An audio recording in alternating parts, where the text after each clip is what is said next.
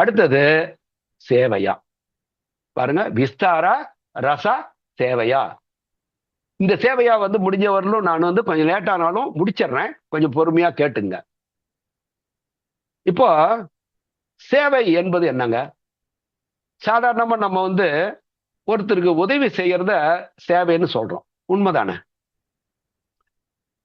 பொதுவாக வந்து நம்ம வந்து சேவை என்பது மனிதர்களுக்கு மட்டுமல்ல, எந்தெந்த உயிர்களுக்கெல்லாம் நீங்க வந்து உதவுகின்றீர்களோ, எங்கெல்லாம் உதவி தேவைப்படுதோ அங்க போய் நீங்க உதவி செய்கின்ற பொழுது அதுக்கு பேரு தொண்டுன்னு சொல்றோம், அல்லது சேவைன்னு சொல்றோம். இந்த சேவா என்பது சமஸ்கிருத சொல், தொண்டு என்பது தமிழ் சொல்.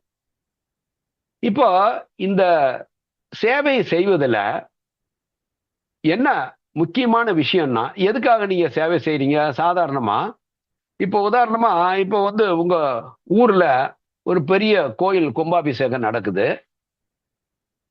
இப்போ அந்த கும்பாபிஷேகத்துக்கு எல்லாரும் டொனேஷன் வாங்குறாங்க. ஏன்னா இத்தனை லட்சம் ஆகும் ஒரு பட்ஜெட் போட்டுட்டு ஒவ்வொருத்துக்கிட்டும் அவங்க போய் ஒரு பணம் கலெக்ஷன் பண்றாங்க. அப்ப பணம் கலெக்ஷன் பண்ணும்போது 1,00,000 ரூபாய்க்கு மேல பண்றவங்க கல்வெட்டுல அவங்களுடைய பேரை நாங்க பதிப்போம் அப்படின்னு சொல்லுவாங்க. ஓ, அப்ப கல்வெட்டுல என்னுடைய பேர் அங்க வந்துரும்ல. அப்ப கோயில்ல என்னுடைய பேர் அந்த கல்வெட்டுல என்னைக்கும் இருக்கும். நான் போனாலும் அந்த கல்வெட்டுல என்னோட பேர் இருக்கும். அப்ப 1,05,000 போட்டுங்க ஐயா, 1,00,000 போடுற. இப்ப இது வந்து கோயிலுக்கு செய்யறது பெரிய தொண்டு அப்படின்னு நினைச்சு செய்வார்.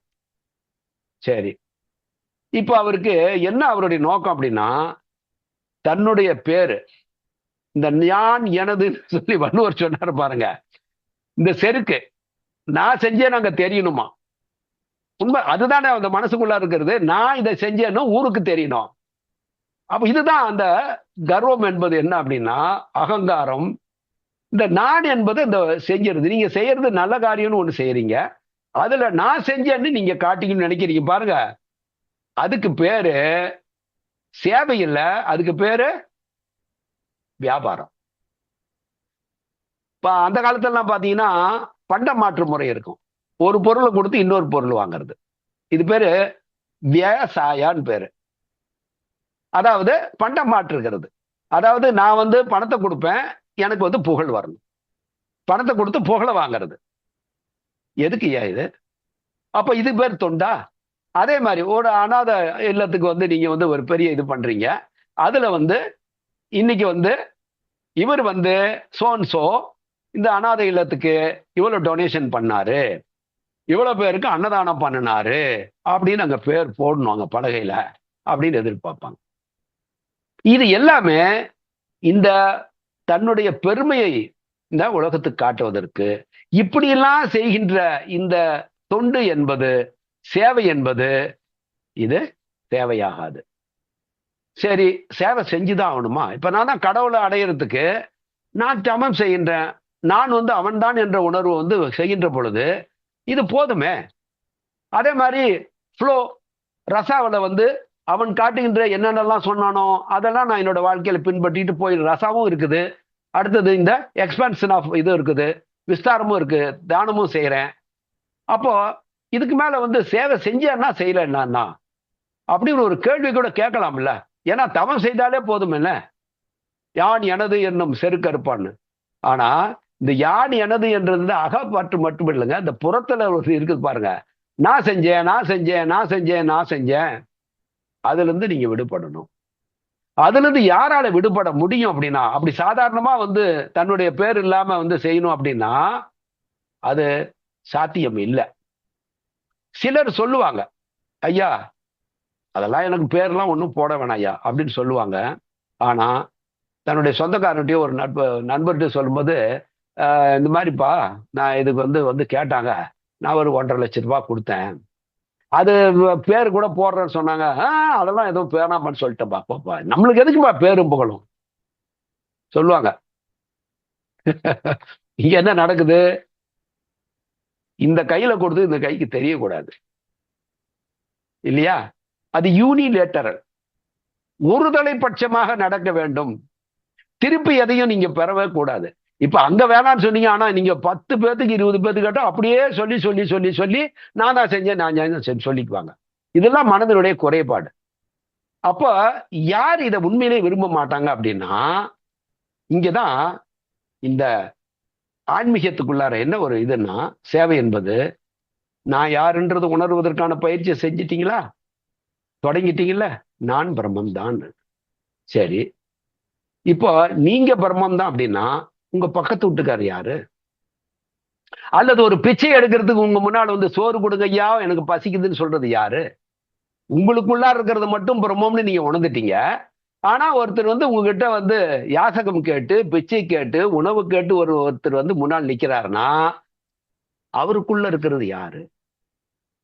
இங்க என்ன நினைப்பு வரணும் அப்படின்னா, அதாவது ஒருத்தருக்கு நீங்க ஏதோ ஒண்ணு செய்ய போறீங்கன்னா கேட்க வருகின்றவர் யாருன்னா பிரம்மம் தான். இத ரியலைஸ் பண்ணணும். அதாவது அப்படியே உணர்வுபூர்வமாக இந்த வடிவத்துல இறைவன், அது உள்ளார அந்த தோற்றத்தில் இருக்கிற இறைவன் என் முன்னால வந்திருக்கின்றார். சரி, அவருக்கு ஏதாவது கொடுக்க வேண்டும். எதையோ ஒன்றை கொடுக்கின்றீர்கள். இந்த கொடுக்கின்ற செயல் இருக்கிறதுல இறைவன் தான் செய்கின்றான். எந்த பொருளை இங்கிருந்து கொடுக்கணும் அந்த பொருளை அவன்தான் என்னிடத்தில் தந்திருக்கின்றான். இந்த கைகள் மூலமாக அவனே செய்ய வைக்கின்றான். இந்த உணர்வு இல்லைன்னா, ஏன்னா அனைத்தையும் நீங்க பிரம்மமா பார்க்கணும்ல. அனைத்தும் என்ன உயிர் உள்ளது மட்டுமா? எதுவெல்லாம் இந்த பிரபஞ்சத்தில் இருக்கிறதோ அதுவெல்லாம் அவன் தான். அந்த தோற்றத்தில் இல்லாம அது நெல்லாக இருக்கட்டும், மண் இதா இருக்கட்டும், முள்ளாக இருக்கட்டும், செடிகளா இருக்கட்டும், மரங்கள் எல்லாமே அவன் தான் அந்த தோட்டத்தில் இருக்கிறான். அவங்க அவங்களோட தேவைக்கு அந்தந்த தேவையோ என்னென்ன விஷயங்கள் இந்த உலகத்துக்கு தேவையோ மனிதர்கள் அந்தந்த வடிவங்கள் எல்லாம் அவன் தான் இருக்கின்றான் என்ற உணர்வோடு நீங்கள் பிற உயிர்களுக்கு செய்கின்ற பொழுது நீங்க உங்க பேர் மட்டும் இல்ல, நீங்க இதை செய்வதை இறைவன் உங்களுக்கு கொடுத்த ஒரு நல் வாய்ப்பாக கருதி எல்லா உயிர்களுக்கும் நீங்க செய்தே ஆக வேண்டும். ஏனென்றால் நீங்கள் மட்டும்தான் இறைவனை அடைகின்ற இல்லை, எல்லா உயிர்களையும் அவனோட தோற்றமாக பார்க்கணும். அதனாலதான் நீங்க வள்ளல் பெருமானுடைய இதை வந்து நீங்க பாத்தீங்கன்னா அவர் சொல்றாரு இல்லையா, வாடுகின்ற பயிரை கூட அதை கூட இறைவனாக பார்த்தார். அதை பார்த்து நான் வாடினேன் என்று சொல்லுகின்றார். அப்போ உடனே அதுக்கு போய் சேவை செய்யறாரு. வாடி போயிடுச்சு பயிர், அதுக்கு தண்ணி வேணும், அதுக்கு தேவை தண்ணீர், தண்ணியை ஊத்து இறைவா, இந்த வடிவத்திலிருந்து நீ வாடுவதை என்னால் தாங்கிக் கொள்ள முடியும். அதனாலதான் வாடுகின்ற பயிரை கண்ட போதெல்லாம் வாடினேன். பசியினால் இழைத்தே வீடுதோறும் இறந்து பசியரா வெற்றரை கண்டு உளம் துடித்தேன். வீடு வீடா போய் சாப்பாடு இல்லைன்னு சொல்லிட்டு வயதான வயசுல காப்பாத்துறதுக்கு கூட இல்லாத வயதான ஜீவன்கள், நிமிந்து கூட நடக்க முடியாத ஜீவன்கள் சாப்பாட்டுக்காக வீடு வீடா போய் அதை பார்க்கிறேன். அதை பார்த்து நான் துடிக்கிறேன். இந்த தேகத்துக்குள்ளார இருக்கிறது அவன். அப்ப அந்த வடிவத்தில் இருந்து அவன் தான் துன்பப்படுகின்றான் என்று அவன் உணர்கின்றான்.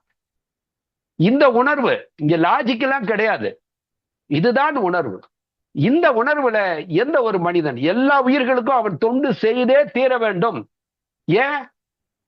பிரபஞ்சத்துக்கு எல்லாம் படைச்சது ஒற்றை பொருள். ஆகாயம் வந்தது, பஞ்சபூதங்கள் வந்தது, பஞ்சபூதங்களும் ஒவ்வொன்றும் தோன்றின. அப்போ தோற்றுவித்தவன் ஒருவன், தோற்றுவித்தது எல்லாம் அவனுடைய குழந்தைகள்.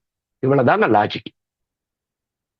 ஒரு தந்தைக்கு பிறக்கின்ற குழந்தைகள் தான் அவங்களுடைய குழந்தைங்க. அதுபோல இந்த பிரபஞ்சத்தை படைத்த உயிருள்ள உயிரற்ற அனைத்துமே அவனுக்கு குழந்தைகள். நீங்க நினைக்கிறீங்க கல்லுன்னு மண்ணுன்னு, இல்ல, மண்ணுல இருந்தா நீங்க வந்தீங்க. அப்ப உங்களை விட பெருமை மிக்கது அந்த மண்ணு, அவன் படைத்த அந்த இதுல. அந்த மண் என்ற ஒன்று இல்லைன்னா, பஞ்சபோதங்கள் என்ற ஒன்று இல்லைன்னா உங்களை அவன் வந்து சமைச்சிருக்க முடியாது. ஐந்தையும் ஒன்றாக இணைத்து இந்த உயிர்களை உருவாக்கணும். அப்போ எல்லாமே உங்க கூட பிறந்தவங்க. உண்மையா பொய்யா இதை நீங்க மறுக்கிறீங்களா?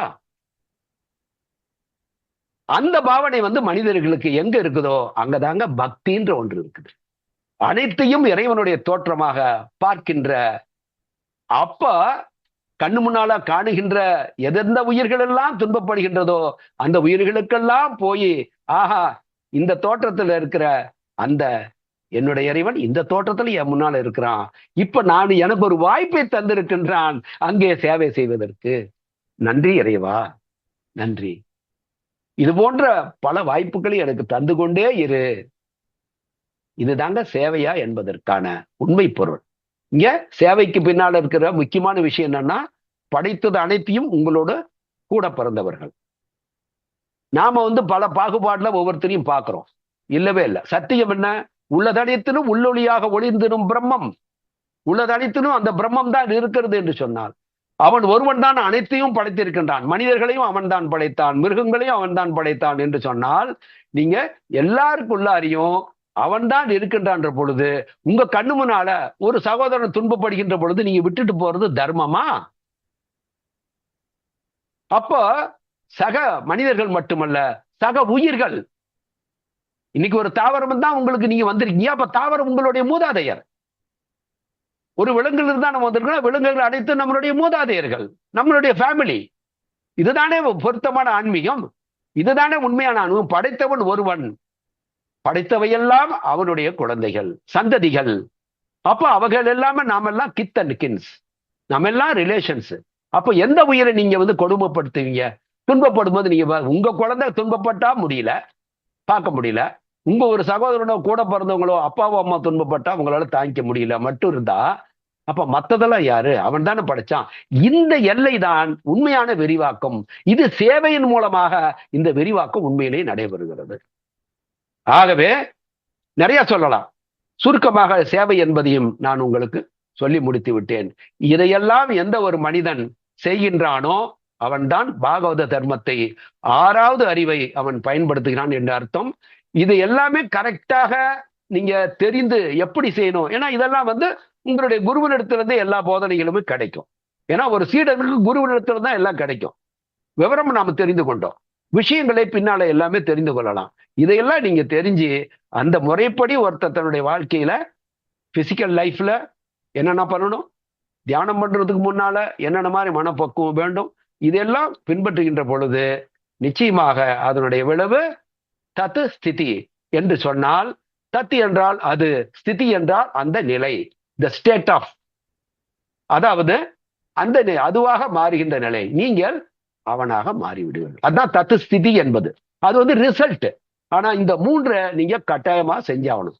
தேவையெல்லாம் நீங்க விடவே முடியாது. காக்கைக்கு குருவிக்கும் எதற்கு வேண்டாலும், இது சம்மரா, ஒரு பானையிலயோ இதுலயோ போய் தண்ணி வைங்க. உங்களுக்கு தெரியாம பல இது தண்ணி நம்ம வீட்டுல இருந்து குடிப்போம்.